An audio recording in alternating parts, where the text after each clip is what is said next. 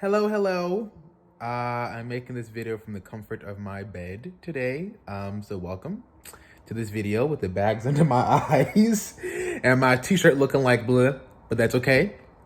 Because today is a rest and relaxation day. And I feel that if you work hard, you must rest hard. And I spent 2 weeks of intensive work for something that's coming out in mid-October. So I'm taking my time to rest hard. But anyway, as I was resting, of course, the spirits don't rest.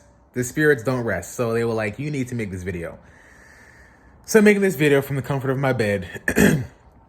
As you saw the title, okay, three reasons why your manifestation stuff may not be working. All right. I feel like most of my videos are generally they're optimistic and positive, because I try to be positive and try to find the silver lining in all situations.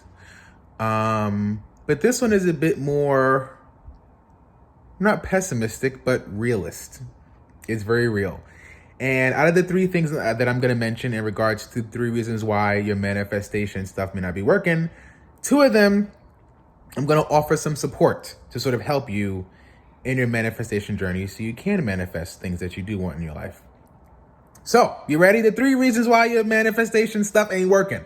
First reason is that in this lifetime, you may not be spiritually entitled to it. What do I mean by that?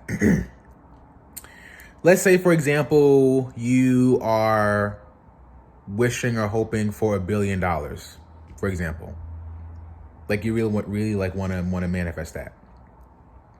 But when your soul incarnated, I'm getting very deep here, very esoteric. When your soul incarnated into your physical body, so before you were born, right, we were obviously somewhere. Where were we? Okay, we were in the realm of the divine, we'll just say, with all the divine beings kind of are and everything. Not get into too much detail with that, because that's another video unto itself. So we were amongst the divine beings, and your soul is like, okay, I'm going to incarnate in this particular lifetime, in this particular body, for this particular purpose, okay, or to learn this particular lesson. For you, maybe manifesting $1 billion will prevent you from fulfilling your soul's purpose for being here.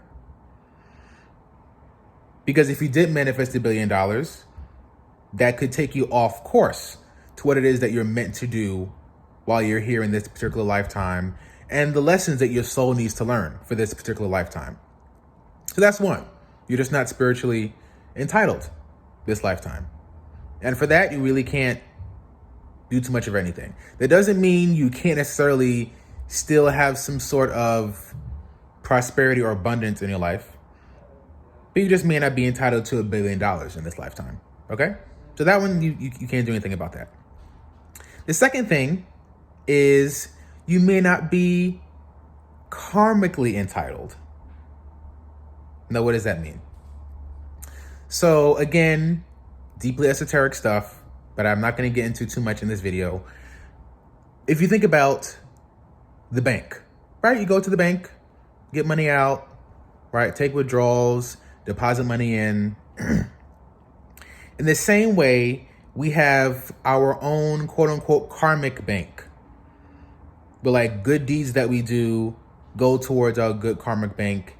And the things that maybe we didn't do that were not necessarily the right things to do, we get withdrawals of deductions from that karmic bank. Karma is very neutral. We think about, that person, karma's going to get them. Karma is just karma. It's very neutral. But there is karma that's more positive, and there's karma that's more negative, quote unquote, positive or negative. So you do good deeds, that's like a deposit in the bank. You do quote unquote bad deeds, that's like a withdrawal from the karmic bank. So sometimes you may not be karmically entitled to something, meaning that, again, in this particular lifetime, maybe you don't have enough quote unquote karmic points or karmic dollars to manifest a particular thing. It could also be that you could manifest what it is that you desire. But there are certain other negative, lower karmic energies that are preventing you from receiving that or from getting that, whatever that thing is. So, fortunately for this one, there is something that you can do to help offset some of the negative karma. One thing you can do is do a decree. Now, usually when we do good deeds, when we give to charities, when we serve food in soup kitchens, when we help open the door for people, when, we do good things, we do them and, that's it. We might feel good and that might be it. And we tithe even, we do it, okay, because that's the duty. That's what I'm meant to do, because that's what the spiritual book says, because that's what the Bible says, because that's what my pastor said, because that's what my family says, but you are doing a good deed, which is awesome. You can decree your good deeds, the things you do, towards going to certain things in your life. What do I mean by that? So if you are someone that works, let's say, in a hospital, or you're a wellness practitioner, or you're an energy healer, and you're doing work with someone, you can decree the work after you do it, or you can do it before, you can do it after, by saying, I decree all my good work, or all this good deeds, the good karma for this, to go towards blah, blah, blah. And that blah, blah, blah could go towards me having better health, could go towards me maintaining my good health, right? So you can decree that. When you tithe, when you give to charity, you can decree that. When you do it anyway, it's already going to go to your karmic bank. But you can almost think about the karmic bank as like the overall bank, but then you have different accounts in the bank. You might have a checking, might have a savings, might have stocks, might have mutual funds, might have all those other things. So when you're decreeing something, you're essentially saying you want this good karma to go to a specific part of your life.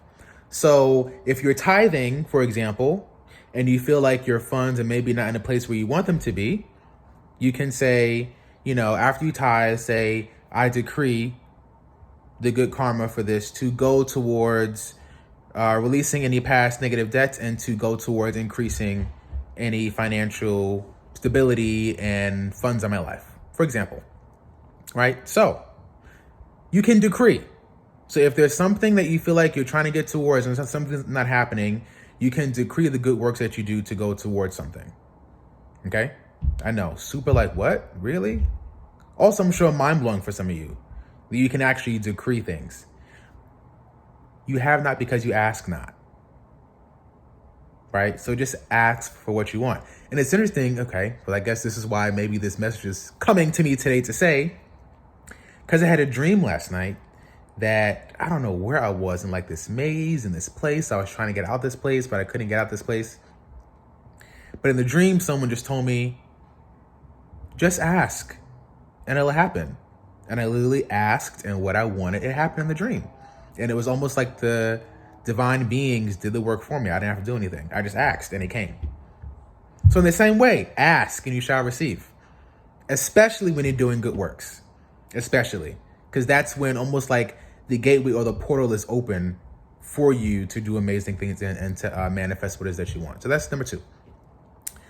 The third one is, so we went through maybe not spiritually entitled, you may not be karmically entitled. The third one is maybe you are karmically entitled, you are spiritually entitled, but negative stuff from your own life, other people saying negative stuff that were implanted into you from birth until now is preventing you from getting to where you want to be.